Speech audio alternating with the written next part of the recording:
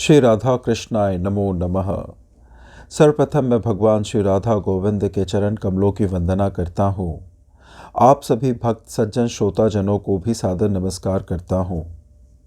आज हम श्री गर्ग संहिता के गोलोक खंड से उस परम ही दिव्य और रोचक कथा का श्रवण करने वाले हैं, जहाँ पे नंदनंदन श्री कृष्ण की बाल लीलाओं का दर्शन करने के लिए दुर्वासा मुनि ब्रजमंडल में पधारते हैं। फिर वे भगवान श्री कृष्ण को गोप सखाओं संग माटी बालू में खेलते हुए देखते हैं और उन्हें संशय हो जाता है कि क्या यही परात्पर भगवान श्री कृष्ण है। इसके बाद भगवान की कुछ ऐसी लीला होती है जिसके श्रवण मात्र से हम गदगद हो जाएंगे और भगवान श्री कृष्ण में हमारी भक्ति और ही सुदृढ़ हो जाएगी। यह कथा अति ही दिव्य और रोचक है। कृपया इसका श्रवण भक्ति भाव से करें। कथा इस प्रकार से प्रारंभ होती है। श्री नारद जी कहते हैं, राजन, एक दिन मुनिश्रेष्ठ दुर्वासा परमात्मा श्री कृष्ण चंद्र का दर्शन करने के लिए व्रजमंडल में आए। उन्होंने कालिंदी के निकट पवित्र वालुका में पुलिन के रमणीय स्थल में महावन के समीप श्री कृष्ण को निकट से देखा। वे शोभाशाली मदन गोपाल बालकों के साथ वहां लौटते, परस्पर मल्ल युद्ध करते तथा भांति भांति की बालोचित लीलाएं करते थे। इन सब कारणों से वे बड़े मनोहर जान पड़ते थे। उनके सारे अंग धूल से धूसरित थे। मस्तक पर काले घुंघराले केश शोभा पाते थे। दिगंबर वेश में बालकों के साथ दौड़ते हुए श्री हरि को देखकर दुर्वासा के मन में बड़ा विस्मय हुआ। मुनि मन ही मन कहने लगे, क्या यह वही षड्विध ऐश्वर्य संपन्न ईश्वर है?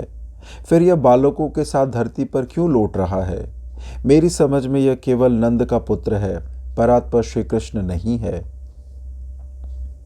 श्री नारद जी कहते हैं, राजन, जब महामुनि दुर्वासा इस प्रकार मोह में पड़ गए, तब खेलते हुए श्री कृष्ण स्वयं उनके पास उनकी गोद में आ गए, फिर उनकी गोद से हट गए। श्री कृष्ण की दृष्टि बाल सिंह के समान थी। वे हंसते और मधुर वचन बोलते हुए पुनः मुनि के सम्मुख आ गए। हंसते हुए श्री कृष्ण के श्वास से खींचकर मुनि उनके मुंह में समा गए।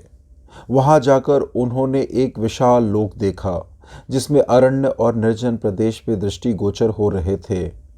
उन अरण्यों में भ्रमण करते हुए मुनि बोल उठे, मैं कहाँ से यहाँ आ गया? इतने में ही उन महामुनि को एक अजगर निगल गया। उसके पेट में पहुंचने पर मुनि ने वहां सातों लोकों और पातालों सहित समूचे ब्रह्मांड का दर्शन किया। उसके द्वीपों में भ्रमण करते हुए दुर्वासा मुनि एक श्वेत पर्वत पर ठहर गए। उस पर्वत पर 7 कोटि वर्षों तक भगवान का भजन करते हुए वे तप करते रहे। इतने में ही संपूर्ण विश्व के लिए भयंकर नैमित्तिक प्रलय का समय आ पहुंचा। समुद्र जब सब ओर से धरातल को डुबाते हुए मुनि के पास आ गए, दुर्वासा मुनि उन समुद्रों से बहने लगे। उन्हें जल का कहीं अंत नहीं मिलता था। इसी अवस्था में 1 सहस्त्र युग व्यतीत हो गए। तदंतर मुनि एकावर्ण के जल में डूब गए। उनकी स्मृति शक्ति नष्ट हो गई। फिर वे जल के भीतर विचरने लगे। वहां उन्हें एक दूसरे ही ब्रह्मांड का दर्शन हुआ। उस ब्रह्मांड के छिद्र में प्रवेश करने पे वे दिव्य सृष्टि में जा पहुंचे। वहां से उस ब्रह्मांड के शिरोभाग में विद्यमान लोकों में ब्रह्मा की आयु पर्यंत विचरते रहे। इसी प्रकार वहां एक छिद्र देखकर श्री हरि का स्मरण करते हुए वे उसके भीतर घुस गए। घुसते ही उस ब्रह्मांड के बाहर आ निकले। फिर तत्काल उन्हें महती जल राशि दिखाई दी। उस जल राशि में उन्हें कोटि कोटि ब्रह्मांडों की राशियां बहती दिखाई दी। तब मुनि ने जल को ध्यान से देखा तो उन्हें वहां विरजा नदी का दर्शन हुआ। उस नदी के पार पहुंचकर मुनि ने साक्षात गोलोक में प्रवेश किया। वहां उन्हें क्रमशः वृंदावन, गोवर्धन और सुंदर यमुना पुलिन का दर्शन करके बड़ी प्रसन्नता हुई। फिर वे मुनि जब निकुंज के भीतर घुसे, तब उन्होंने अनंत कोटि मार्तंडों के समान ज्योतिर्मंडल के अंदर दिव्य लक्षदल कमल दल पर विराजमान साक्षात परिपूर्णतम पुरुषोत्तम राधा वल्लभ भगवान श्री कृष्ण को देखा, जो असंख्य गोप गोपियों से घेरे तथा कोटि कोटि गौवे से संपन्न थे। असंख्य ब्रह्मांडों के अधिपति उन भगवान श्रीहरि के साथ ही उनके गोलोक का भी मुनि को दर्शन हुआ। उन्हें देखकर भगवान श्री कृष्ण हंसने लगे। हंसते समय उनके श्वास से खिंचकर दुर्वासा मुनि उनके मुंह के भीतर पहुंच गए। उस मुख से पुनः बाहर निकलने पर उन्होंने उन्हीं बाल रूपधारी श्री नंदन नंदन को देखा, जो कालिंदी के निकटवर्ती पुण्य बालुका में रमण स्थली में बालकों के साथ विचर रहे थे। महावन में श्री कृष्ण का उस रूप में दर्शन करके दुर्वासा मुनि यह समझ गए कि यह श्री कृष्ण साक्षात परात्पर ब्रह्म है। फिर तो उन्होंने श्री नंदनंदन को बार बार नमस्कार करके हाथ जोड़कर कहा।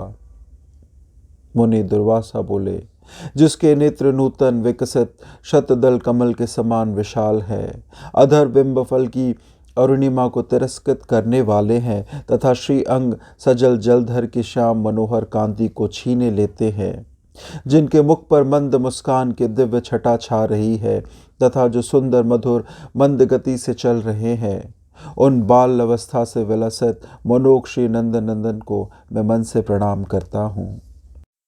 जिनके चरणों में मंजीर और नुपुर झंकृत हो रहे हैं और कटी में खनखनाती हुई नूतन रत्न निर्मित कांची शोभा दे रही है, जो बग नखा से युक्त यंत्र समुदाय तथा सुंदर कंठहार से सुशोभित है, जिनके भाल देश में दृष्टि जनित पीड़ा हर लेने वाली कज्जल की बेंदी शोभा दे रही है तथा जो कालिंद नदी के तट पर बालोचित क्रीड़ा में संलग्न है, उन श्रीहरि की मैं वंदना करता हूँ।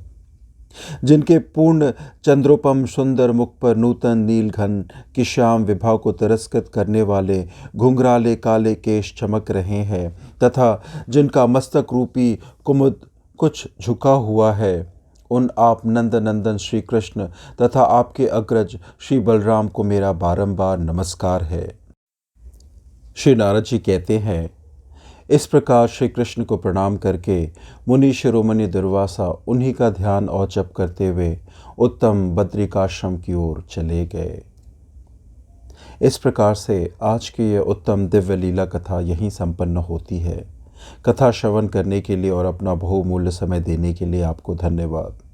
श्री राधा कृष्णाय नमो नमः।